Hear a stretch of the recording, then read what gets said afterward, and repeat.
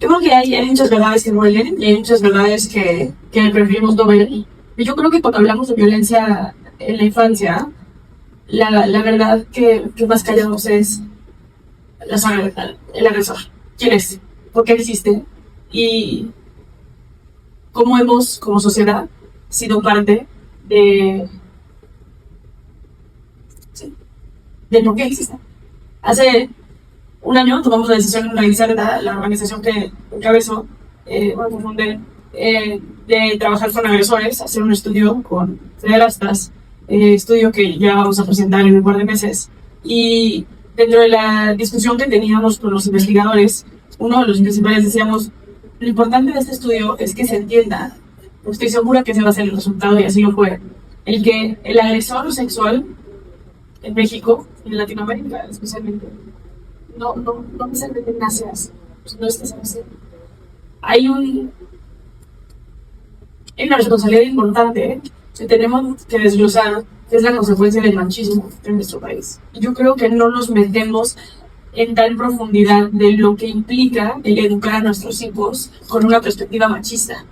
Porque son niños y yo no estoy justificando los fenómenos, pero entenderán cuáles son las consecuencias que eduquemos a nuestros hijos a ver a las mujeres como cosas y no como personas. A educar a nuestros hijos a no sentir, a que llorar es de cobardes, a que expresarse sobre sus vulnerabilidades o sobre sus emociones los hace menos machos, menos hombres, en cuanto a cómo su sexualidad se desarrolla y cómo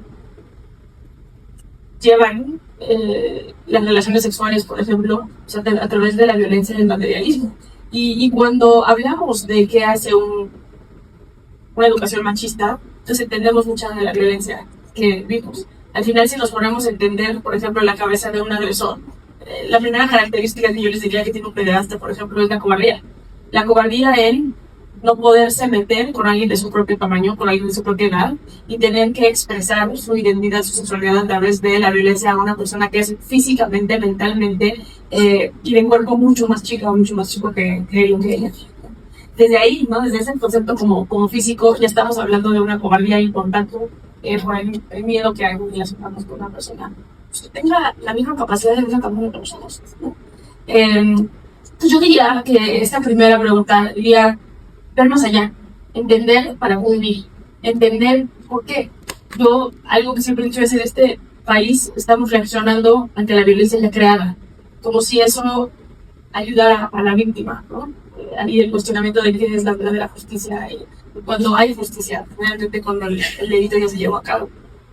Creo que lo mejor que podemos hacer para nuestras infancias es desglosar la educación que le estamos dando a nuestros hijos y a nuestras hijas también, que hace que la violencia de género sea un cuadro efectivo de este país. Gracias. Dagna, desde tu experiencia como autora del libro, ¿cómo ves tú? A mí el tema que me gustaría tocar, bueno, antes de agradecerles a todos el estar aquí, es la parte del silencio social. En cómo todos terminamos siendo copartícipes de generar ese espacio, ese clima que permite las violencias. Como si no levantamos la voz entre todos y decimos a las infancias no se les vulnera, de la forma que sea, sexual, física, emocional, negligencia, abandono, hasta que no pongamos un alto realmente y empezamos a ver la violencia de las infancias como lo que es una violencia, una disparidad de poder, no vamos a poder generar un cambio social. A mí y en el trabajo que desarrollamos en INAS, nos importa muchísimo darle voz a este silencio social. ¿Cómo pueden estar pasando actos de abandono, de violencia física, de golpes, de abusos emocionales y no realmente involucrarnos en ellos porque decir, eso no me toca a mí? Las infancias son de todos y es tremendamente importante generar esta conciencia social. Dejar de hacer como que no veo, porque las historias que están en este libro, desgraciadamente, sí, las violencias han sido tremendas, pero ¿qué estaba pasando alrededor? Más bien, ¿qué no estaba pasando alrededor que se generó esa permisividad para que estas situaciones pasaran? Para que esos abandonos sucedieran, para que esos golpes físicos, para que esos insultos, para que esas violaciones pasaran. ¿Qué faltó en esa sociedad, en esa comunidad, en esa familia? Y aquí yo quisiera hacer un llamado a todos los que están allí.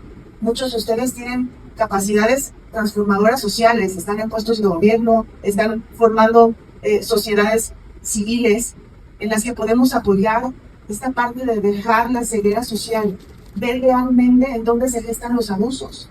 Y algo importante, por ejemplo, que se me hace como tremendamente importante de tocar el punto es los agresores. Los agresores cometieron un crimen, pero ¿qué los llevó a ello? ¿Qué pasó en su vida?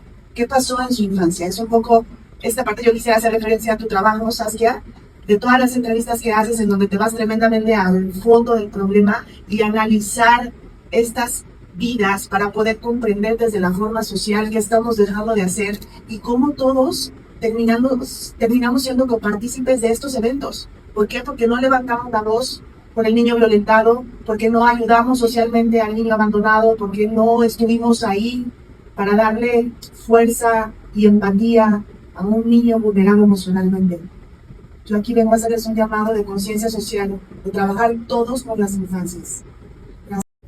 Tengamos conversaciones que incomodan y atrevámonos a llevar esas conversaciones a donde tienen que irse. Lo voy a repetir. ¿Por qué no estamos hablando del tratamiento para los agresores? ¿Por qué no estamos creando clínicas de atención de trastornos sexuales? La pedofilia es una filia. Es un trastorno sexual que tiene que ser atendido. Porque en Estados Unidos hay páginas increíbles, está Breakdown, hay en Alemania también, hay unos proyectos increíbles. Y luego la gente dice que a mí vas a estar defendiendo a los agresores. No tiene nada que ver. No defiendo a los agresores, pero es cuando un agresor ya agredió, ya es demasiado tarde. ¿Qué podemos hacer para que ni siquiera llegue a eso? Y hay que generar esos espacios.